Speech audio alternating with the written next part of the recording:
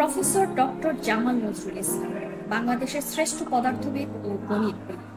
ওই সময়কার পৃথিবীর শ্রেষ্ঠ গণিতবিদদের একজন ছিলেন তিনি। মহাবিশ্বের বর্তমান পরিস্থিতির উপর গবেষণা করে তার ভবিষ্যৎ পরিণতির বিষয়ে গবেষণার জন্য তিনি বিখ্যাত। তিনি পৃথিবীর বিখ্যাত ক্যামব্রিজ বিশ্ববিদ্যালয় থেকে functional mathematics and theoretical physics বিষয়ে স্নাতক ডিগ্রি সম্পন্ন করেন। একই বিশ্ববিদ্যালয় থেকে তিনি স্নাতকোত্তর ও পিএইচডি অর্জন করেন। 1963 থেকে 1965 সাল পর্যন্ত যুক্তরাষ্ট্রের ইউনিভার্সিটি অফ মেরিল্যান্ডে ডক্টরাল উত্তর ফেলো হিসেবে কর্মরত ছিলেন।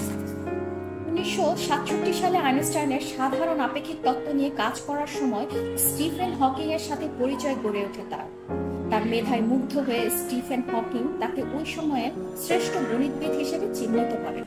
তিনি নোবেল তৈরির কারখানা খ্যাত ক্যালিফোর্নিয়া ইনস্টিটিউট অব টেকনোলজিতে ভিজিটিং সহযোগী হিসেবে কাজ করেন। ওয়াশিংটন বিশ্ববিদ্যালয়ে জ্যেষ্ঠ সহযোগী হিসেবে কাজ করার পর লন্ডনের কিংস কলেজে ফলিত গণিত শাখার প্রভাষক হিসেবে কাজ করেন। অবশেষে সিটি ইউনিভার্সিটিতে কাজ করার পর বিশ্ববিখ্যাত যুক্তরাষ্ট্রের প্রিন্সটন বিশ্ববিদ্যালয়ে ইনস্টিটিউট ফর অ্যাডভান্স স্টাডিতে ভিজিটিং সদস্য হিসেবে কাজ করেন। স্বদেশের মায়ায় বাংলাদেশে এসে দেশের একমাত্র ভৌতবিজ্ঞানের গবেষণাগার তৈরি করেন। ক্যামব্রিজ বিশ্ববিদ্যালয় থেকে প্রকাশিত তার লেখা the ultimate fate of the universe পৃথিবীর বিখ্যাত বিশ্ববিদ্যালয়ে থিওরিটিক্যাল ফিজিক্স ও অ্যাস্ট্রোনমি এর পাঠ্য বই হিসেবে পড়ানো হয়।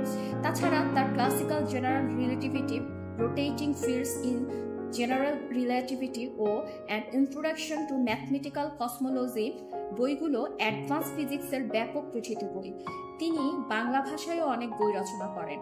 বাংলাদেশ বিজ্ঞান একাডেমি 1985 সালে তাকে স্বর্ণপদকে ভূষিত করেন ও 2001 সালে 21 পদকে ভূষিত করেন। আমার চ্যানেল পৃথিবীর এই বিজ্ঞানীকে শ্রদ্ধা ভরে স্মরণ করছে।